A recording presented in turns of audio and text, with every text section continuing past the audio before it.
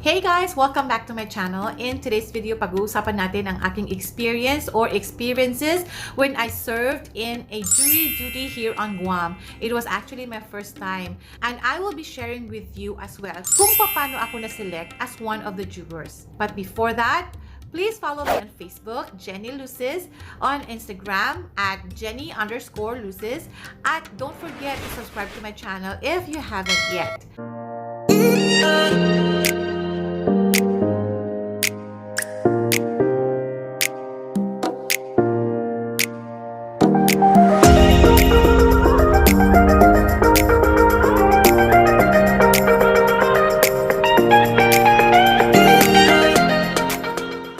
Disclaimer lang po, just to let you know, I am not an expert of any Guam law, okay, or any law in the States.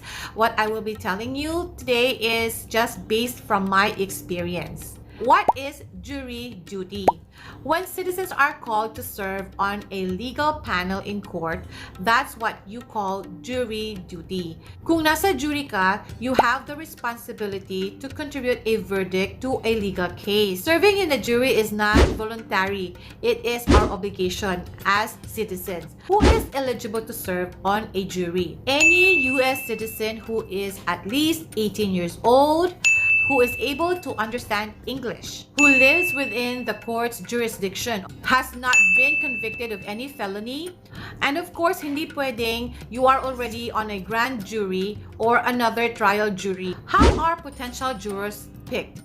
They randomly picked our names from a list. It could be from the voters list, the driver's license, car registration list, or from the taxpayers list. Each prospective juror will have assigned badge number and group number.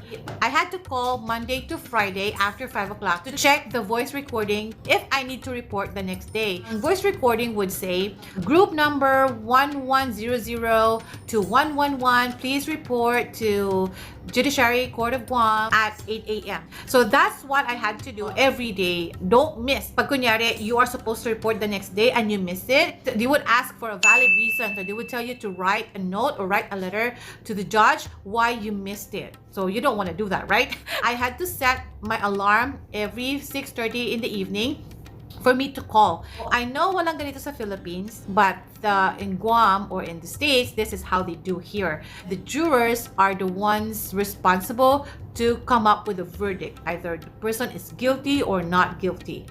So it's actually quite a big responsibility, thinking that the victim or the defendant's life depends on you, depends on what's your decision later on after the trial. If you report to a jury service, will you definitely serve on a jury? The answer is no, not necessarily. Kasi depende pa yon. They would call a lot of people more than they need. Hindi lahat kasi papasok.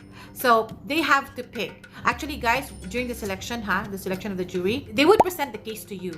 There was a question there na parang if you have a strong feeling about the case and you think it will affect your decision later on for a verdict, you may want to come up now and tell me a reason why. They would excuse you pagka may valid reason ka. Being in a jury, you have to be fair and impartial. The defendant is innocent until proven guilty. What happens during the selection process? Ito na siya. So all of us, nakaupo kami sa isang room. Merong judge, andun yung defendant, and yung attorney niya, and then andun yung government counsel. Sila yung representative ng people of Guam. Hindi siya necessarily the attorney of the victim, pero she was there to for the people of Guam. They put all our names in that thing, yung para siyang para alam niyo yung ginagamit pang raffle, nilagay nila yung pangalan namin doon, tapos niro-roll nila yon. They pick the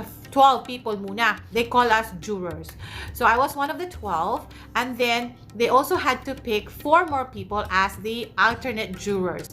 So just in case, like what happened sa amin, There were 12 of us on the first day of the trial. Tapos, the second day, hindi na sumipot yung isa. So, yung si juror alternate number 1, siya yung tumapos doon sa ano niya. Siya na yung nandoon until the end. By the way, guys, may dalawang klase pala ng case. My civil case and my criminal case. Yung civil case pala, guys, is you are suing somebody and that somebody get penalized and then you get money in return. Yung criminal case is yung mga murder, yung mga rape, walang money involved doon. After the opening statement, tatawagin na ni prosecutor si witness niya, kunyari yung victim, and then some more witnesses, mga evidences niya. Last na magte-testify, kung gusto ni defendant, pwede siya. May choice din siya na hindi. What happens during a trial? Marami kang kwento na maririnig. Maraming unexpected twist in the story. During the trial, di natin pwedeng pag-usapan yung case. Bawal na bawal yun. You cannot even discuss it with your co-jurors inside the room until the deliberation. Pag sinabi na ni judge na okay, you go to the room,